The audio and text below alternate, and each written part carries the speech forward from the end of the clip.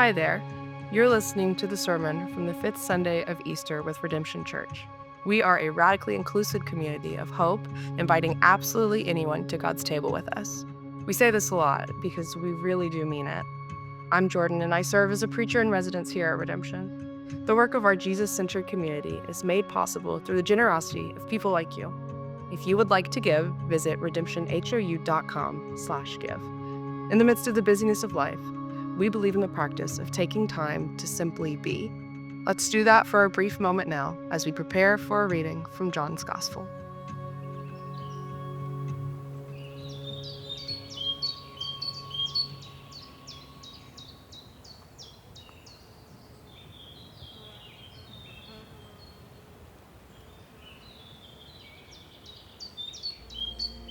Therefore, when he had left, Jesus said, "Now is the Son of Man glorified, and God is glorified in him. If God is glorified in him, God will also glorify him in himself, and will glorify him immediately. Little children, I am still with you a little longer. You will look for me, and just as I said to the Jews, now I also say to you, where I am going, you cannot come. I'm giving you a new commandment, that you love one another, just as I have loved you, that you also love one another. By this, all people will know that you are my disciples, if you have love for one another." So it's a little odd this morning because I'm really trying very hard to make our sermons be about what God is doing, because I've been a part of enough churches that will say they believe, hey, we really are into what God is doing, but then here's your list. Here's your marching orders that comes. And we kind of never get to the part where we talk about what God is up to. And we spend most of our time talking about what we can do. And this, to be honest, is great. We want this. This is good for us. We want our list, our to-do list. And one of the things that I come back to over and over and over again is so how are you doing with that? Speaking of youth, I remember I started getting my to-do list, my marching orders from folks when I was in youth group and youth culture. And it was here's your list of things to do. And I couldn't get it right then. And I know that as your pastor now that you imagine that I live this life where I get it right all the time, but I'm still really just struggling to get it right now. And so to do a sermon that's hey, we should do better, is just really not one that I'm interested in. But also, we can't get around the fact that what God is doing in Jesus Christ is going to make demands of us. That what Christ is doing in the world and in us is going to change some ways that we show up in the world, and is going to cause us to pause and think maybe we should do this and not do that. And in this series, what we've been doing is we've been attempting to look at what the resurrection of Jesus Christ has to do with today. That it's not just something that does something for us for that one day when we die so that we can go to heaven or whatever, but that actually it is doing something in our present reality. And in this, what we're really doing is we're trying to reclaim for us a vision of what it means to be the church. What is our vocation? For many of us who have a complicated relationship with church, this is an important question, and maybe even a scary question. But I think what we can find today in the words of Jesus can set us all a little bit at ease on the one hand and challenge us on the other. Because at the core, what it means for us to be the church is to be a community of love. Can I just give away the bag? This is it. Is that a shock to anyone? If you've been around Jesus for any length of time, I hope that that's not a surprise. I believe that we were made for love, and that we were made to love. And this idea that as humans, one of the things that's just core to our very existence is our need to be loved and to love is just innate in us. I think we're born with it. When they talk about babies who are born who are just searching for gaze, and when they lock eyes with another human being, that somehow is forming them in such a way that as they grow up, they'll have a healthy attachment or an unhealthy attachment to their neighbors. But I like the idea with this is that so much brokenness malforms this natural instinct in us to love, and it misdirects our love. It misplaces our love. It misguides our love. It disorders our love, as some theologians have said. And so I like the framework of communion as being the thing. This is the bedrock of the kingdom of God. This is the humanity's telos, is communion. Communion is like this being with. It is our existing in a peaceable relationship with God, a peaceable relationship with one another, a peaceable relationship with the ground beneath our very feet, and a peaceable relationship with ourselves. This is communion. It is a healthy, holistic, vibrant life lived in community, lived in love. I think that this is what we were made for. And yet I wonder if you just reflect back on your week, maybe if you just reflect back on your last 24 hours, maybe if you just reflect back on your morning, maybe you're not convinced that you're actually living into that sort of life. A life of peaceable love, a life of communion. Maybe you find yourself at war with God this morning, a little upset, a little angry, or maybe with the annoying and frustrating sense that he still feels just a little distant, and that if he is really there, I don't know that he has much interest in me. Or maybe you find yourself this morning feeling a little bit in some form of isolation from others, wearing a mask or building up walls that you just can't seem to tear down, and waging wars against your neighbors and your enemies and against those people over there, whoever those people are, and we all have them. Or maybe this morning you're struck by the fact that as human beings, we cannot help ourselves from pillaging the earth of all of its resources so that we might be a little more comfortable, have a little more stuff, and gain a little bit more convenience at the expense of creation that is groaning under the weight of our sin. Or maybe this morning you cannot even begin to know or bear to live with the knowledge of yourself, because of the wounds that others' isolation and violence has caused you, and because of the wounds that you have caused others through your isolation and your violence.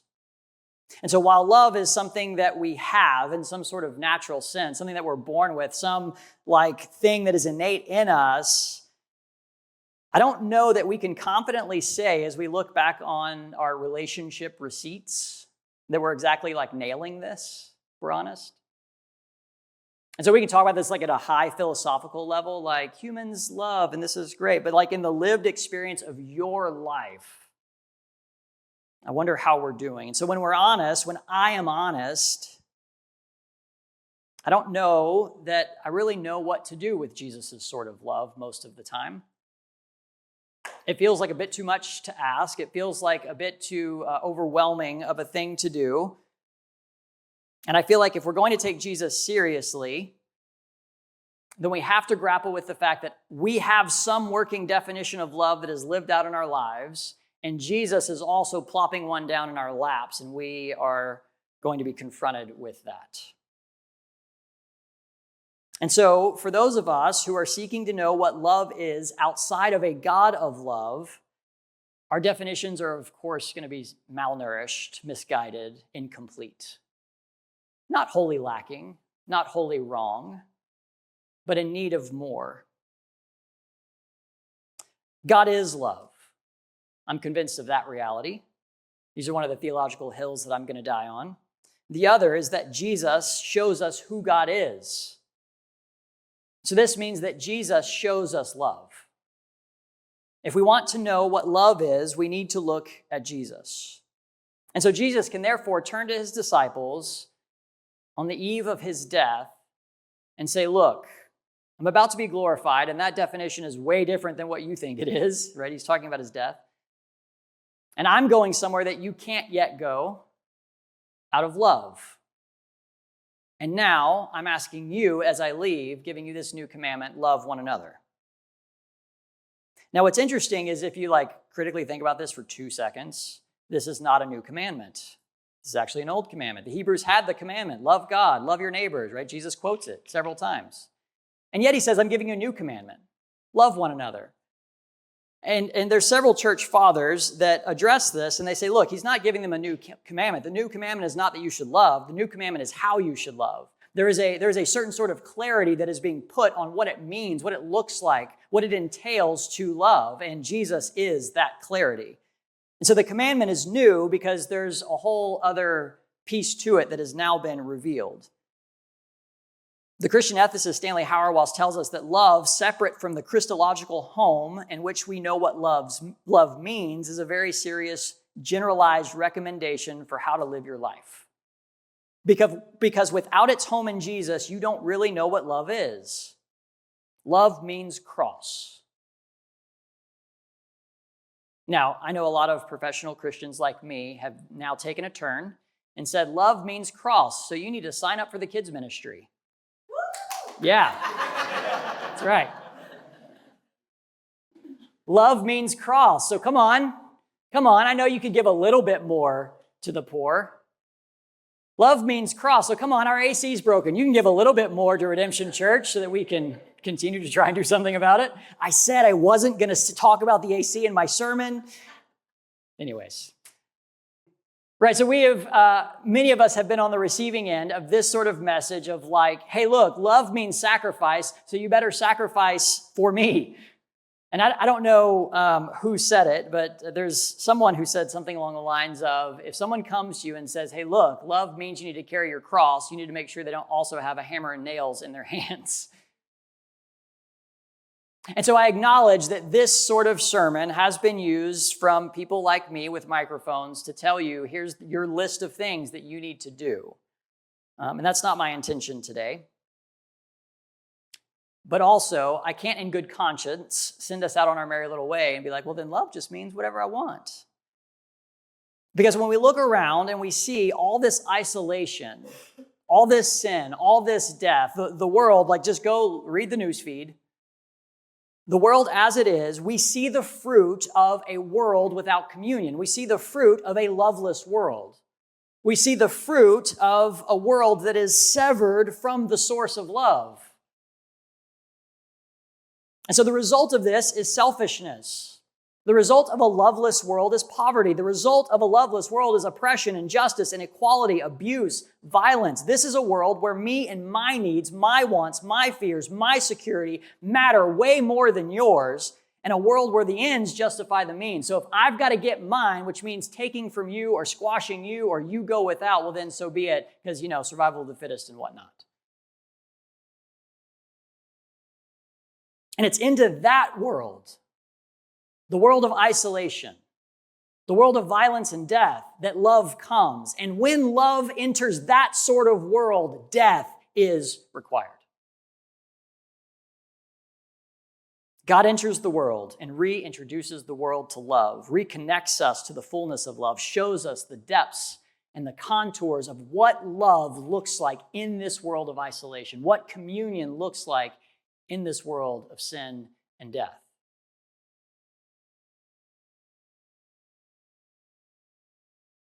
And this love is so fully enthralled with us that this love lays down its life in order to resurrect the other. This love dies so that the other can live. And in this way, love involves death. Right, we're back to it again, because I just feel like all the sermons that I preach, they come back to death. They were asking me this morning, like, hey, do you have any slides? I was like, I have one, but it's death, so let's not put it up, okay? I'm wearing a white shirt, y'all, okay? Cut me some slack. But we can talk about this in a number of ways, because here's what I mean. Like, if you've had a child, a newborn specifically, you understand what this means, because it is, right, and I'm kind of not kidding when I say this. This is death to your sleep. This is death to your, like, hey, you want to go to Vegas this weekend? This is death to your independence. If you've ever entered into some sort of covenanted partnership where you're like, I'm going to faithfully commit to you, it is a death to a certain sort of life, a certain sort of independence, a certain sort of like, I get to just go about my life and do the things that I want to do. In loving the way that Jesus loves, there will be a necessary death of ego, a death of selfishness, a death of violence, a death of coercion and control, a death of manipulation, and ultimately, love will mean a death to all the ways that we try to save ourselves by taking the lives of others. Right, and y'all, we get like in really basic, simple terms. We can talk about teenagers for a little bit. Think about middle schoolers, right? And when we talk about middle schoolers, one of the things that's really important is to talk about bullying. And one of the tropes, and it's a trope because it's true about bullying, is like, look, insecure people bully other people. What they're trying to do is destroy you so that they can get something that they feel like they don't have. And we think as mature adults that we've somehow grown out of that. We've just thought of more sophisticated and creative ways to go about it. And so in entering this sort of resurrection life, one of the things that Jesus makes very clear to us is that a certain sort of letting go will need to happen, a certain sort of death. I love the way that Eugene Peterson puts this. In an interview in Christianity Today, he says, look, that's the whole of spiritual life. It's learning how to die. As you learn how to die, you start losing all your illusions. You start being capable now of true intimacy and love. It involves a kind of learned passivity so that our primary mode of relationship is receiving, submitting, instead of giving and getting and doing. And we don't do that very well, he says. We are trained to be assertive, to get, to apply, or to consume, and to perform.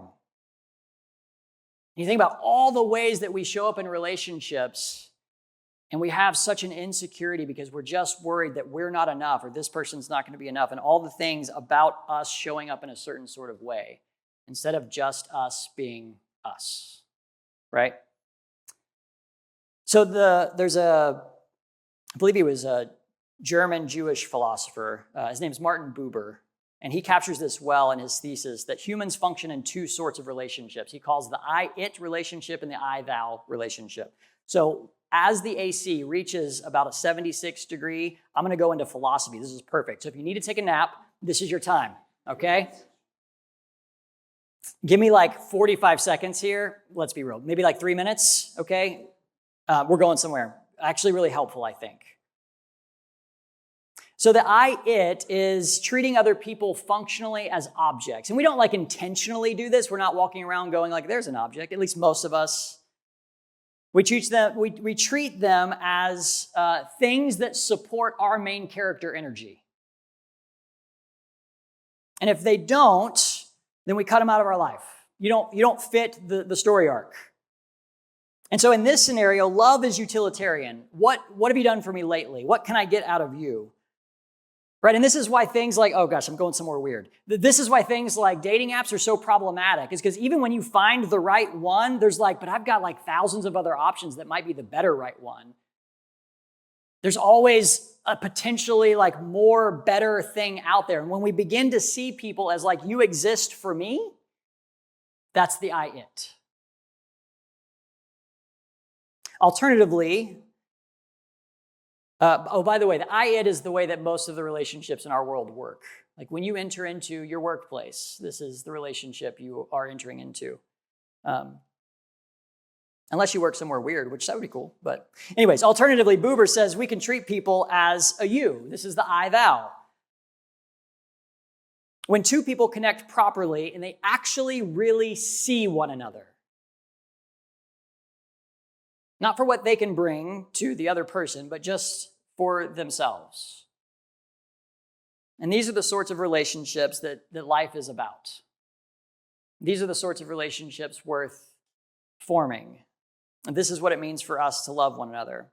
Sam Wells, who's a pastor in London, builds on this idea, and he points out that what we use is instrumental and what we enjoy is a value in and of itself. And so he suggests there are instrumental relationships where we are using other people to meet our needs and to get things done. And then there are relationships of enjoyment, and that what God is moving all of humanity towards is delight. So that at the end, when the new heavens and the new earth arrive, when all things are finally and fully made new and God is with us, there is nothing left to do. It is done. It is finished. It is complete. And so then what's left? There are no more mission trips to take. There is no more injustice to fix. There is no more like utilitarian relationships out there. So what are we doing for all of eternity? He says we're enjoying. We're delighting. We are communing because that's what we were made for. And so this is the idea of enjoying another human being for who they are and seeing them for all of the goodness that they bring to the table and not seeing them for all of the lack that they might have. And so here's where this gets really challenging, because Jesus doesn't just say like, hey, look, you need to go and love your chosen family. You need to go and love the same people who vote like you. You need to go and love the people who follow all the same people on Instagram as you do. He doesn't say Romans, go and love the Romans, and Jews, go and love the Jews. He says, love. He doesn't say love the ones who love you back. He doesn't say love the ones who never make a mistake or a misstep, who only get it right in your mind. He says, right now, to you and to me, look up. Look at the person in front of you, and the people beside you, and the person behind you, each other, one another. This is who you are to love, the person who is there. Y'all love each other. And so this makes the love that exists among the church wholly different than the love that exists outside of it. And so I want to make this like mildly practical for just a moment. And I want to wrap this up with a little bit of encouragement.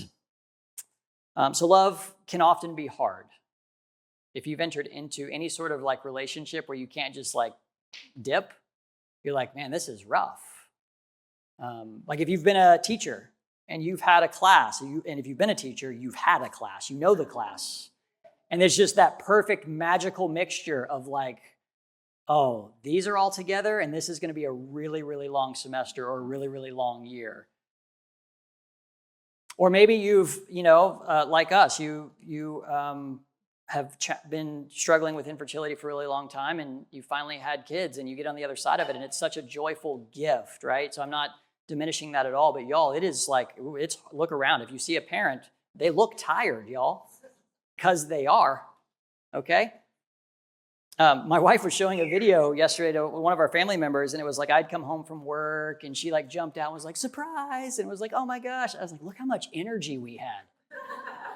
Like we were just like pranking each other for fun in the middle of the afternoon. No, there's no way you're getting off the couch if that's today. Love can be really hard, but that doesn't mean it's not worth it, and doesn't mean it's not good. And oftentimes, the good parts of love are when we enter into the hard parts of love. And there's a whole lot of caveats that probably need to come along with that, but we're going to skip that for today. And so practically, one of the ways that I want to just point to, like we as a church want to foster y'all being with one another, right? And we do that in a number of different ways, but one of like the primary ways that we do that is with our tables. And a lot of times people are like, hey, look, where is our shouldn't this be like a Bible study? Or shouldn't there be like a list of questions that we have to answer that kind of are directing us to talk about certain sorts of things? And I'm like, no. Because the whole point of them is we are going to be together and we are going to build a relationship with one another over the long haul. For some of us, that's a couple of weeks. For some of us, that's hopefully a couple of years or decades. And that's slow, hard, unsexy work. But that little drip of just sitting across from someone who you would have never sat across from otherwise and just spending the week after week or month after month, year after year time getting to know them will reap such fruit and rewards in your life. I'm convinced.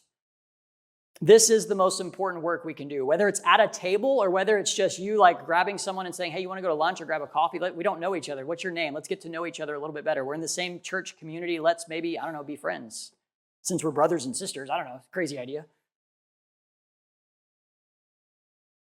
But at the end of the day, Jesus says the world will know that we live Jesus-centered lives by being the sort of community that we all, I think, deep down long for. Being the sort of community that I think we all each individually really actually want to see and want to be a part of creating. The sort of community that doesn't hold people's past or their mistakes over their heads. The certain sort of community that does not include or exclude people based on what they can do for us. The sort of community that frees people from shame by accepting and celebrating who they actually are. The sort of community filled with people who are not merely looking out for their own interests, but are concerned with the interests of others. The The sort of community where social status, economic stratification, and fundamentalist tribalism do not exist. The sort of community where people who, because of their ideologies, identities, or past, ought to be enemies, and yet they find themselves beloved friends. The sort of community where people's lives are better because they are a part of it. In short, they will know us by our being a community of love, by our being the church. And if you go back and you look at that list I just rattled off, these are all things that Christ has done for us.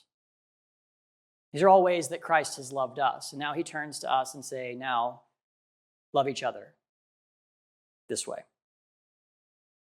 The love of God, the love we have for one another, ought to redeem us from the world of isolation, from the world of utilization. We are not here to be used by one another. We are here to be enjoyed by one another. And so now at this point, I've given you a lot of work to do. But let me remind you of something. Resurrection is God's work, not yours. And so as I wrap this up, your becoming more loving is not going to come naturally to you. This is not something I'm going to give you like, here's 6 steps. And you're like, cool, nailed it. And you just got it for the rest of your life. I'm still working on it. And the truth is, you're probably still working on it too. And here in just a moment, we're going to celebrate a baptism that embodies so much of what it means to be the church.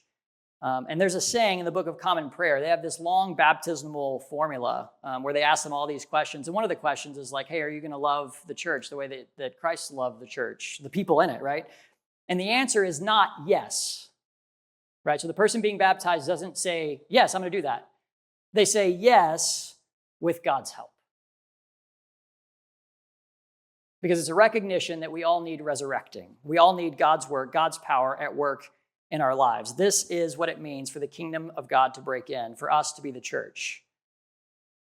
Is when God shows up, warms our hearts, calls us to do things we wouldn't have otherwise done, for people we wouldn't have otherwise done it for. And this sort of love is what God is lavishing on the whole of the cosmos.